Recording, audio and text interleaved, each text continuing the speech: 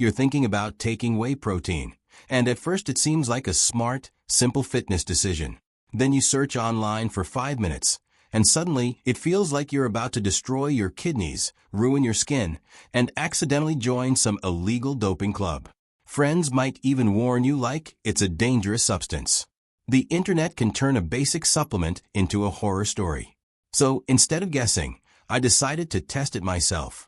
I consumed over 9 kilograms of whey protein across an entire year and tracked what actually happened to my body, health, and performance. This wasn't a random experiment or a short challenge. I used whey protein consistently for 12 full months to see real, long-term effects rather than temporary changes. I paid attention to things people worry about most, like acne, digestion, kidney health, and muscle growth. The goal was not to prove whey is magical, but to see whether the fears were real or exaggerated. Many people talk about protein powder without ever using it properly or understanding it. I wanted clear personal results instead of rumors or dramatic social media claims. Before diving into results, it's important to understand what whey protein actually is. A lot of people drink it daily but couldn't explain where it comes from. Whey is simply a byproduct of milk. When milk is used to make cheese, it separates into 2 parts. The solid part becomes cheese like cheddar or mozzarella, and the liquid left behind is whey. That liquid is then filtered, cleaned, and dried into powder. The powder is what ends up in protein tubs. So in reality, whey protein starts as regular milk, not a lab chemical. Whey protein is considered high quality because it contains all 9 essential amino acids your body cannot produce on its own. These amino acids are the building blocks used to repair tissues and build muscle. When you drink a whey shake, your body breaks it down into those amino acids and sends them where they are needed. There is nothing mysterious happening. It's just fast digesting protein. The scary stories online often ignore this basic nutritional fact and treat whey like a synthetic drug, when it is simply processed food derived from dairy. Many people believe whey protein is only for bodybuilders or professional athletes, but that idea is completely inaccurate. Protein is a nutrient every human needs, whether they lift weights or not. Saying whey is only for gym fanatics is like saying eggs or chicken should only be eaten by athletes. Everyone requires protein for muscle repair, hormone production, and overall health. As people age, protein needs often increase rather than decrease. Whey protein is not a gym phase trend. It is simply a convenient way to meet daily nutritional requirements. There is also a common myth that women should avoid whey protein because it will suddenly make them overly muscular. That fear is not based on science. Protein powder does not automatically build large muscles. It only provides nutrients. Muscle growth depends on training intensity, calories, hormones, and genetics. Drinking whey is no different than eating a chicken breast or a bowl of Greek yogurt. It will not transform someone overnight. Both men and women can use protein powder safely. It is food in powdered form, not steroids or performance-enhancing drugs. Walking into a supplement store can be confusing because of all the different whey types and marketing terms. Labels mention ultra-filtered, native, hydrolyzed, and many other buzzwords that make the decision feel complicated. In reality, all whey protein starts from milk. The differences mostly come from how much filtering and processing is done afterward. Companies use technical language to stand out, but the core product remains protein from dairy. Understanding the basics removes the intimidation factor and helps you choose based on budget, digestion comfort, and personal preference instead of hype. Whey concentrate is the most common and affordable option. It usually contains around 70 to 80% protein, with small amounts of carbs, fats, and lactose remaining. Because of those extra components, it often tastes creamier and mixes well. For most people without lactose sensitivity, concentrate works perfectly fine. It provides solid nutritional value without a high price tag.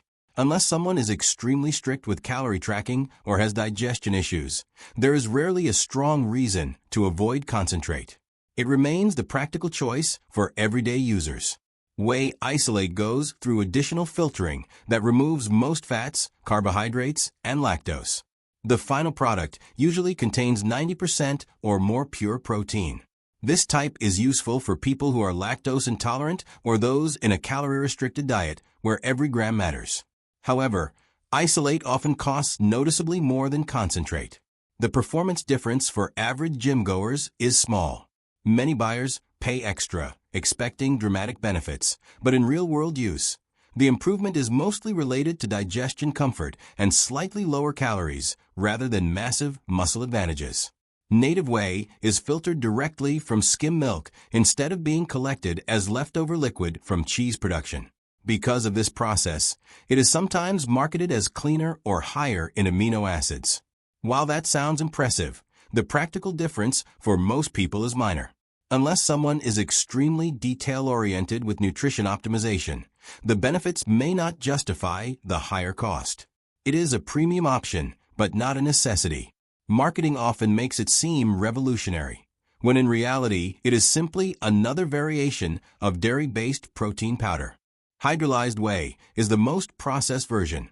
The protein chains are partially broken down before consumption, which can lead to faster digestion and absorption. This is often used in medical nutrition or by elite athletes seeking rapid nutrient delivery. However, it is usually the most expensive type and sometimes has a bitter taste. For everyday fitness goals, the speed advantage is rarely noticeable. It can be helpful for sensitive stomachs, but many people find the cost and flavor unnecessary compared to simpler and more affordable whey concentrate options. Choosing the right whey type mostly depends on personal circumstances rather than universal rules. If budget matters, concentrate is reliable and effective. If lactose causes discomfort, isolate may be the better option.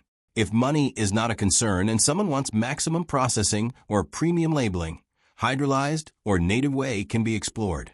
People who cannot tolerate dairy at all can look into plant-based proteins, such as rice or pea blends. During my experiment, I used whey concentrate for the entire year and experienced no major issues or disadvantages. The amount of whey protein someone should take is less important than total daily protein intake. Scoop sizes on containers are mainly marketing tools. What truly matters is reaching a daily target based on body weight and activity level. For individuals who train regularly, around 1.5 to 2 grams of protein per kilogram of body weight per day is a common guideline. Whey protein should simply fill the gap after regular meals. Most people only need 1 scoop daily, not multiple shakes that companies often suggest for higher sales. It is also important to remember that whey is a supplement, not a replacement for real food. Whole foods provide additional vitamins, minerals, and fiber that protein powder lacks. Whey should support a balanced diet, not replace meals entirely. Personally, I kept things simple by using 1 25-gram scoop per day.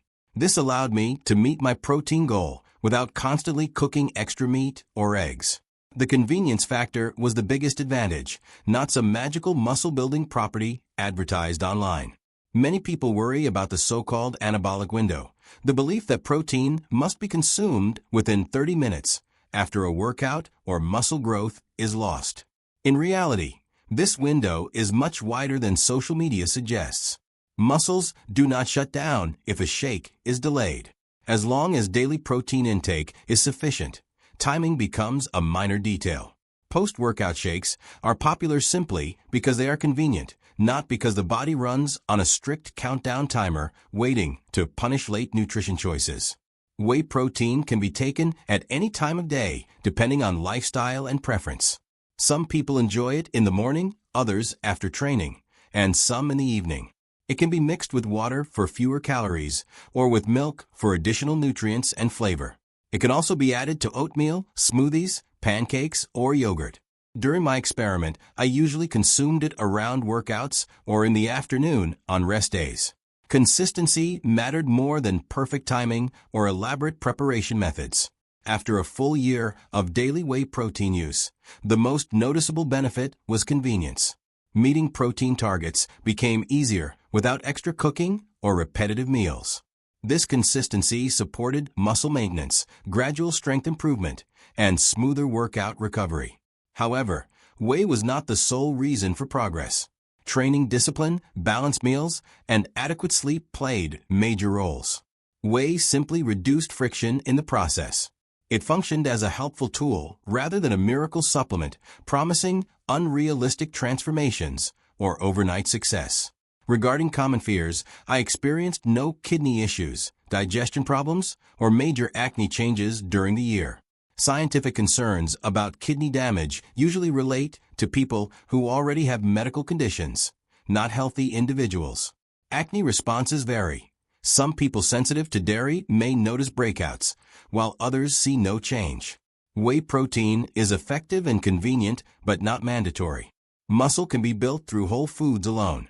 Ultimately, whey is just an optional aid that simplifies nutrition, not a requirement or secret shortcut to fitness success.